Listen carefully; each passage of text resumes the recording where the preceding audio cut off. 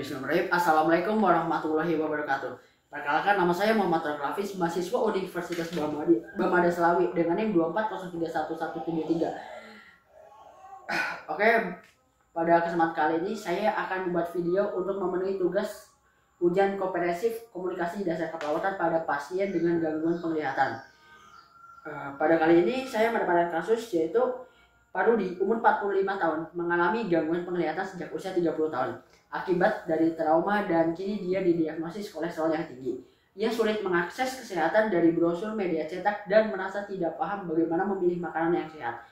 Perawat komunitas mendatangi rumah Pak Rudi dan menggunakan komunikasi lisan yang ramah dan terstruktur untuk menjelaskan risiko kolesterol yang tinggi serta mengenalkan prinsip piring makan sehat melalui bahan makanan yang nyata yang bisa diraba dan dibedakan aromanya. Baik, langsung saja ke videonya. Assalamualaikum. Waalaikumsalam. Apakah bedanya dengan rumahnya Pak Rudi, Pak? Ya benar, Pak. Oke, saya Tori dari Pusat Layanan Kesehatan Masyarakat untuk kunjungan ke rumah Pak Rudi. Apakah Pak Rudi ada di rumah? Ada, Pak. Baik, Apa? nanti saya panggil dulu ya, Pak. Oke, Mas. Pak, ini bertanya apa?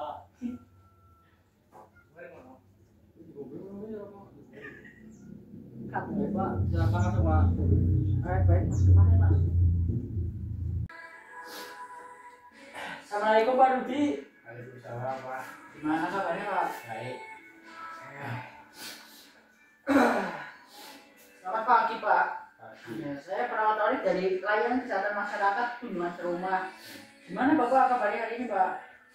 Kabarnya baik. Baik, Mas. Gimana kolesterolnya, Pak? Masih sama yang kemarin. Apa Bapak ada kebingungan nggak, Pak, dalam menghadapi kolesterol Bapak tersebut, Pak? Ada, Mas. Pasti kebingungan itu di soal makanan ya, Iya. Pak ya. Pola makan. Oke, sebelumnya saya mau jelasin dulu, Mas, tentang sedikit kolesterol. Di dalam tubuh kita tuh ada kolesterol baik dan kolesterol jahat. Nah, jika kolesterol jahatnya terlalu tinggi itu dapat menyumbat pembuluh darah dan dapat menyebabkan stroke dan juga serangan jantung. Nah, untuk menghindari kolesterol itu kita bisa mulai dengan makanan-makanan sehat. Karena Bapak kan, maaf ya Pak, memiliki gangguan pada penglihatan. Jadi saya akan menjelaskan makan-makanan sehat melalui makanan yang saya bawa. Nanti Bapak bisa mencium merabanya, Pak.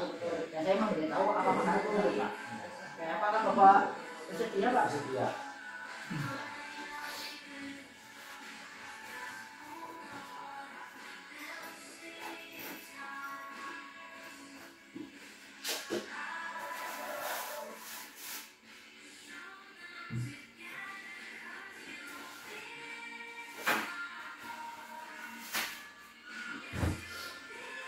Untuk pertama, ini saya ada nasi merah.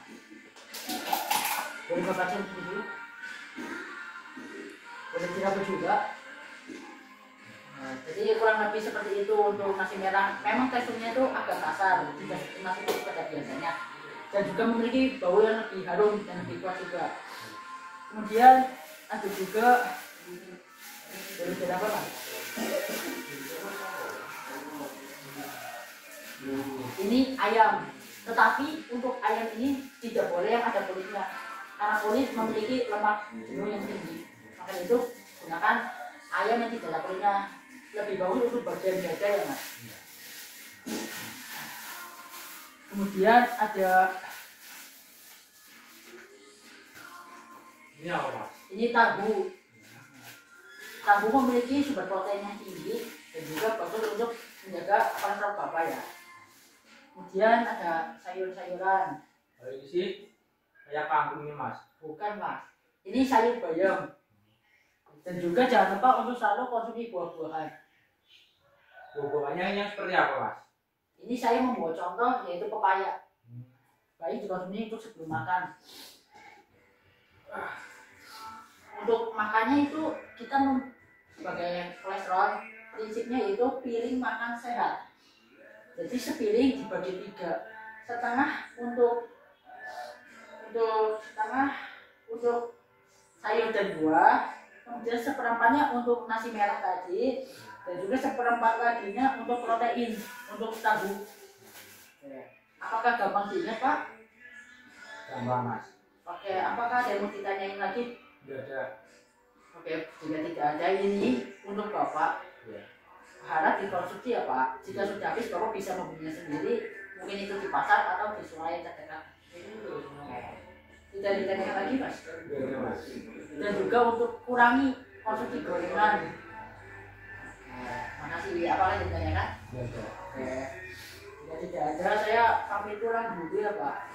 Tetap jaga kesehatan Pak. Ingat pesan-pesan saya tadi, makan-makannya dikontrol juga. Saya pamit dulu. Oke, pada video yang tadi terdapat hambatan komunikasi yang dihadapi oleh Pak Rudi, yaitu menyangkut fisik, informasi, psikologis. Keberhasilan perawat komunitas dalam kasus ini terletak pada kemampuannya untuk beradaptasi dengan kebutuhan pasien melalui komunikasi yang empatik, multisensorik, dan berbasis dalam praktek langsung. Hambatan komunikasi efektif pada kasus ini ada beberapa aspek yang perlu diperhatikan, seperti hambatan fisik. Seperti tadi Pak Rudi mengalami gangguan penglihatan sejak usianya dia 30 tahun akibat trauma. Dampak terhadap komunikasinya, ia tidak bisa melihat seperti brosur, leaflet, atau media cetak yang sering menjadi alat edukasi bagi edukasi kesehatan pada biasanya. Solusi yang dilakukan perawat yaitu menggunakan pendekatan lisan dan multisensorik kayak tadi, yaitu dengan raba dan aroma untuk menggantikan visualnya. Hambatan informasi dan literasi kesehatan. Pak Rudi merasa tidak paham bagaimana memilih makanan yang sehat. Ini menunjukkan rendahnya literasi kesehatan terkait nutrisi dan manajemen kolesterol. Dampaknya yaitu dampak terhadap komunikasi. Informasi yang disampaikan secara medis atau teknis sulit untuk dipahami dan bisa menimbulkan rasa bingung dan kurang percaya diri pada Pak Rudi tersebut. Solusi yang dilakukan perawat yaitu menyampaikan informasi dengan bahasa yang sederhana mungkin dan terstruktur dan langsung praktik melalui contoh nyata. Hambatan psikologis. Pak Rudi merasa bingung dan mungkin cemas setelah didiagnosis kolesterol yang tinggi, apalagi dengan keterbatasan yang ia alami. Dampaknya terhadap komunikasi yaitu perasaannya cemas dan rendah diri dapat mengganggu penerimaan informasi dan partisipasi aktif dalam dialog.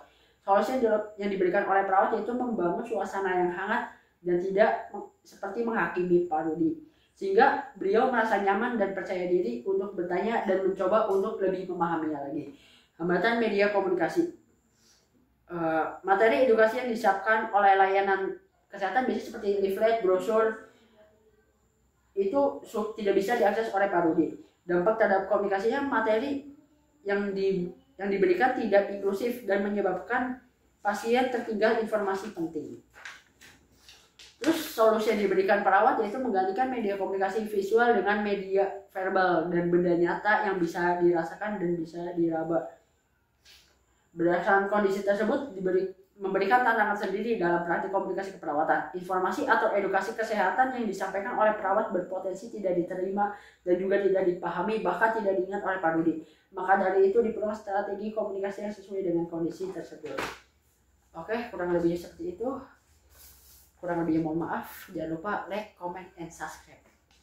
Sekian dari saya. Wassalamualaikum warahmatullahi wabarakatuh.